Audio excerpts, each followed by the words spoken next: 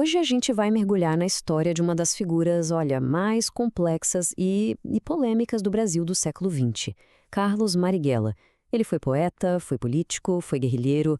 A vida dele, na verdade, conta a história de um Brasil que estava pegando fogo. E para entender essa história, a gente vai começar pelo fim. São Paulo, uma noite de novembro. Numa rua escura, o destino de Carlos Marighella é selado. É o ponto final de uma das maiores, se não a maior, caçada humana que o Brasil já viu. Mas para a gente entender como ele chegou nesse ponto, a gente precisa voltar um pouco no tempo. Olha só, anos antes, em 64, ele foi preso e baleado. Sabe onde? Dentro de um cinema. E foi ali que ele gritou isso aí. Esse grito de desafio, de certa forma, marcou todo o resto da vida dele. Então, a grande questão é essa. Como é que um cara que era conhecido como um poeta brilhante vira o inimigo número 1 do Estado? Como é que se vai da poesia para a arma, dos discursos no Congresso para uma guerra secreta nas ruas? É essa jornada que a gente vai tentar desvendar aqui.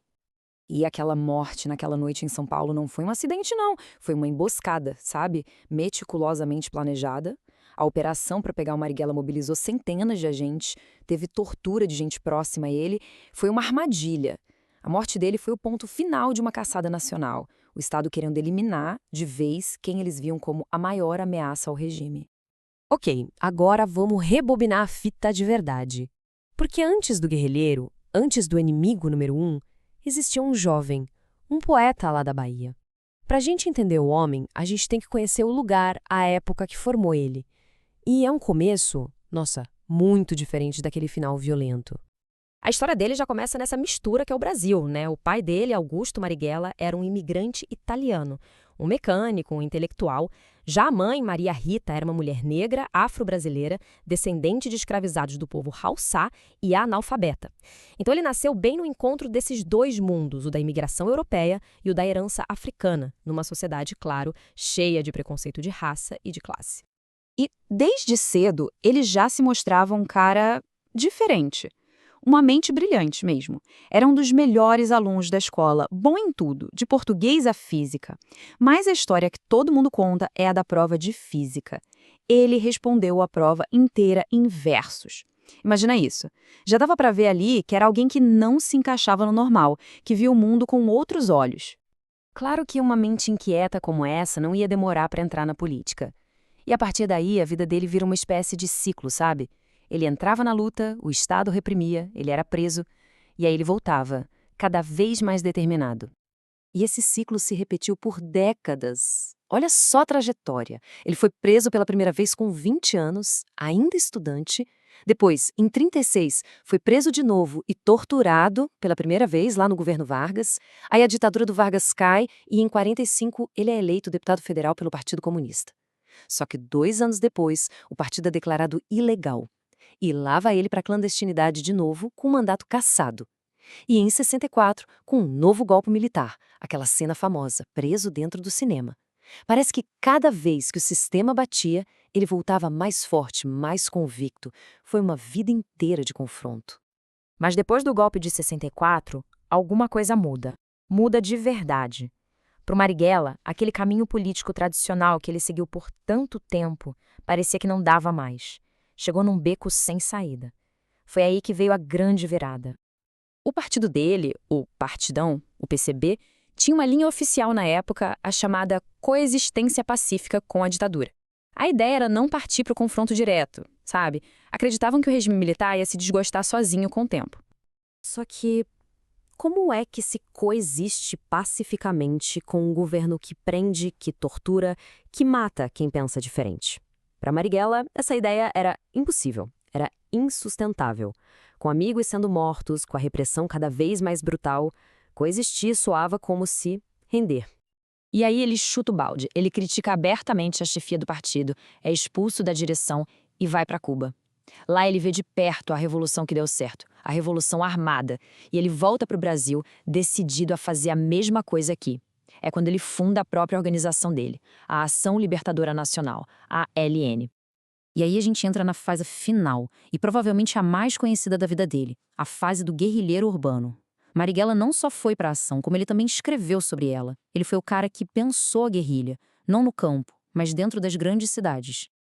E o resultado desse pensamento foi o famoso Mini Manual do Guerrilheiro Urbano.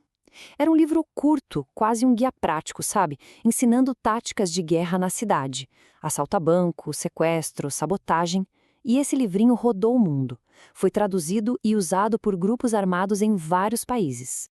A estratégia da ALN, que ele detalhou no manual, era bem direta. Ponto 1, expropriações, que era um nome que davam para os assaltos a banco para conseguir dinheiro para a luta. Ponto 2, desarmamento, ou seja, atacar delegacias e quartéis para pegar armas. Ponto 3, libertação, que eram os sequestros de diplomatas para trocar por companheiros que estavam presos. E tudo isso, claro, servia de propaganda para mostrar que era possível, sim, lutar contra a ditadura. 15. Esse número é importante. 15 prisioneiros políticos foram soltos em 1969. E a moeda de troca? O embaixador dos Estados Unidos, Charles Elbrick, que foi sequestrado numa ação da ALN com outro grupo. Foi, até aquele momento, o maior golpe que a ditadura já tinha sofrido. Bom, e tudo isso nos traz até a questão do legado dele, né? Que, convenhamos, é super controverso. Herói? Terrorista? As opiniões se dividem radicalmente e o debate sobre Marighella continua aceso até hoje. E a influência do pensamento tático dele foi muito além do Brasil. O Mini Manual virou leitura obrigatória para grupos como Baader-Meinhof na Alemanha, o IRA na Irlanda, as Brigadas Vermelhas na Itália. A coisa foi longe. Então, a gente fica com, basicamente, 3 visões bem diferentes sobre o Marighella. Para o Estado da época, ele era o mal em pessoa, um terrorista frio, o inimigo público número 1. Para os apoiadores dele, ele era um herói, um revolucionário que lutava contra uma ditadura assassina. E aí tem a visão do biógrafo dele, o Mário Magalhães, que diz, olha, não é nem santo nem demônio, é uma figura épica, complexa. E no meio dessa vida de guerra, de clandestinidade, tem um detalhe pessoal que é, no mínimo, curioso. Marighella era fã de uma série de TV americana chamada O Fugitivo, a história de um cara que é perseguido injustamente pela polícia. Pensa só, o homem mais procurado do Brasil se identificando com um fugitivo da ficção. Diz muito, né? No fim das contas, a visão de mundo que ele adotou era dura, intransigente.